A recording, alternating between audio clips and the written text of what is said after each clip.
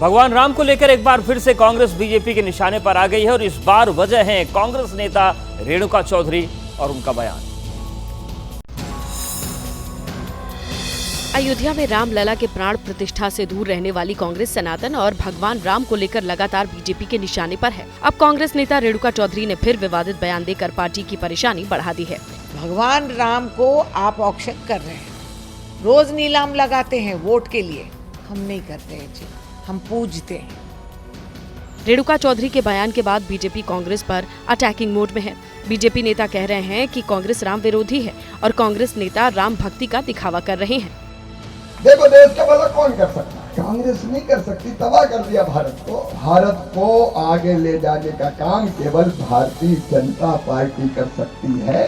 Pandit Deendayal Upadhyay, doctor Shyama Prasad Mukherjee, Atal ji, Advani ji और हम Narendra Modi ji, Amit Shah ji, JP Nadda ji यही करेंगे, क्योंकि ये धारा है, ये इसको आगे ले जा सकते। रेणुका चौधरी जैसी बाबरवादियों को आज स्वयं को राम भक्त कहलाने का पाखंड करना पड़ रहा है।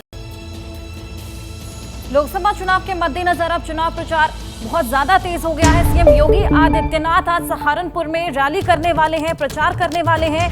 सीएम योगी के सहारनपुर दौरे से पहले कांग्रेस उम्मीदवार इमरान मसूद को लेकर विवाद भी होने लगा है। इस बार विवाद इमरान मसूद के किसी बयान पर नहीं हुआ, इस बार विवाद इमरान मसूद के मंदिर जाने पर हो रहा है।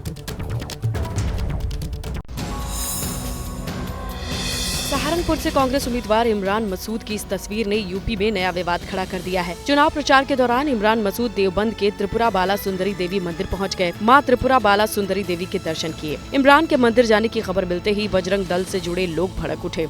जैसे इमरान की मंदिर वाली तस्वीर आई, बजरंग दल के कार्यकर्ताओं ने मंदिर के बाहर पर्चे लगा दिए। पर्चे में साफ साफ लिख दिया कि मंदिर में गैर हिंदू का प्रवेश मना है। बजरंग दल का आरोप है कि गैर हिंदू के प्रवेश से मंदिर की गरिमा को ठेस पहुंची है। वहीं चुनाव प्रचार के दौरान इमरान मसूद ने कहा कि हिंदू बड़ा भाई है और मुसलमान छोटा भाई है। तो भगवान श्री राम के आदर्शों पर चलने का काम करो।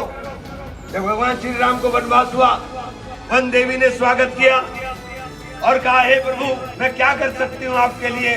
जिस रास्ते से मैं चल के आया हूँ उस रास्ते को सुगम कर दो, उसके कंकड़ पत्थर सब निकाल दो। मेरा छोटा भाई उस रास्ते से मुझे ढूंढता हुआ आएगा। इस देश के अंदर हिंदू बड़ा भाई है, मुसलमान छोटा भाई है। मतदाताओं से जुड़ने के लिए नेता तरह तरह के नुस्खे आजमाते हैं और ऐसा ही हो रहा है मुंबई के उत्तर पश्चिम सीट पर, जहां पर उद्धव के पार्टी के उम्मीदवार अमोल कीर्तिकर इस वक्त चर्चा में है। एक वोटर एक रुपया। चुनाव में वोटर से कनेक्ट होने के लिए ये पहल की है उद्धव गुट के लोकसभा उम्मीदवार अमोल कीर्तिकर ने। शिवसेना यूटीबी ने अमोल कीर्तिकर को मुंबई उत्तर पश्चिम लोकसभा सीट से उम्मीदवार बनाया है।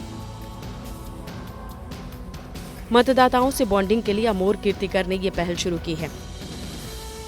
गोरेगांव में टेंट लगाकर अमोल हर मतदाता से 1 रुपया का सहयोग मांग रहे हैं। अमोल ये पैसा नामांकन के दौरान जमानत की रकम जुटाने के लिए मांग रहे हैं। मुंबई उत्तर पश्चिम सीट पर कांग्रेस में रहे संजय निरुपम भी दावेदारी जता रहे हैं, लेकिन जब सीट नहीं मिली तो निरुपम बागी हो गए। फिलहाल इस सीट पर महायुति यानी एनडीए ने अपना उम्मीदवार घोषित नहीं किया। इसी बीच एक वोटर 1 रुपया अभियान चलाकर अमोल कीर्तिकर लोगों के बीच अपनी पकड़ मजबूत करने की कोशिश कर रहे हैं। खबर जम्मू कश्मीर से है, जहां पर खुफिया एजेंसियों ने अलर्ट किया है कि लोगों को वोट देने के लिए लुभाने के लिए कैश और साथ ही नशा महिला कुरियर्स के द्वारा उन तक पहुंचाया जा सकता है, जिसको लेकर क्या कुछ कदम उठाए गए हैं इस रिपोर्ट में देखिए।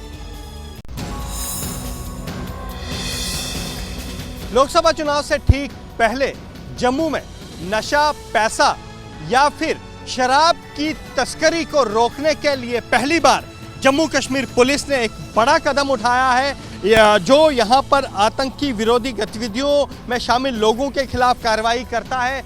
उस ग्रुप में महिला कमांडोज को बागडोर दी गई है, कमान दी गई है। पिछले कुछ समय से लगातार जम्मू में महिलाओं के पास से पुलिस को नशीले पदार्थ मिले हैं, जिससे शक की सुई इस तरह भी घूम रही है कि राजनीतिक दल महिलाओं का इस्तेमाल कर सकते हैं चुनाव के दौरान नशा यहां तक लोगों तक पहुंचाने के लिए, ताकि वोटरों को प्रभावित किया जा सके। बीते करीब 1 महीने से 3 से 4 ऐसे मामले सामने आए हैं। इसके बाद अब जम्मू कश्मीर पुलिस ने बड़ा कदम उठाया है। विमेंस बटालियन, ये एसओजी के जो महिला दस्ता है उसे तैनात किया है। 17 अप्रैल को रामनवमी है। अयोध्या में राम मंदिर में विराजमान होने के बाद रामलला की पहली रामनवमी है और रामनवमी के दिन सूर्य अभिषेक होगा, जिसकी तैयारियां जोर शोर से चल रही है।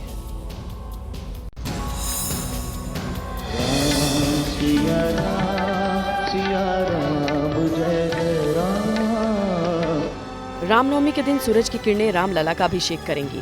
रामनवमी के दिन ठीक 12 बजे मंदिर की तीसरी मंजिल पर लगाए गए ऑप्टोमैकेनिकल सिस्टम के जरिए सूर्य की किरणें गर्भगृह तक आएंगी। यह किरणें दर्पण से रिफ्लेक्ट होकर सीधे रामलला का अभिषेक करेंगी। सूर्य की किरणों से रामलला के अभिषेक का लगातार ट्रायल हो रहा है। तीसरी मंजिल से सूर्य की किरणें 1 रिफ्लेक्टर, 2 दर्पण, 3 लेंस और 1 पीतल पाइप के जरिए रामलला तक पहुँचेंगी।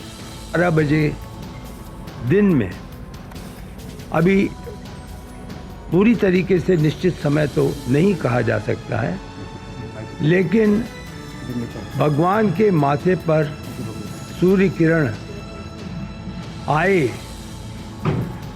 पड़े, सूर्य किरण जो है वो सीधे गर्भगृह में पहुंचे, इसका पूरी तरीके से कार्य चल रहा है।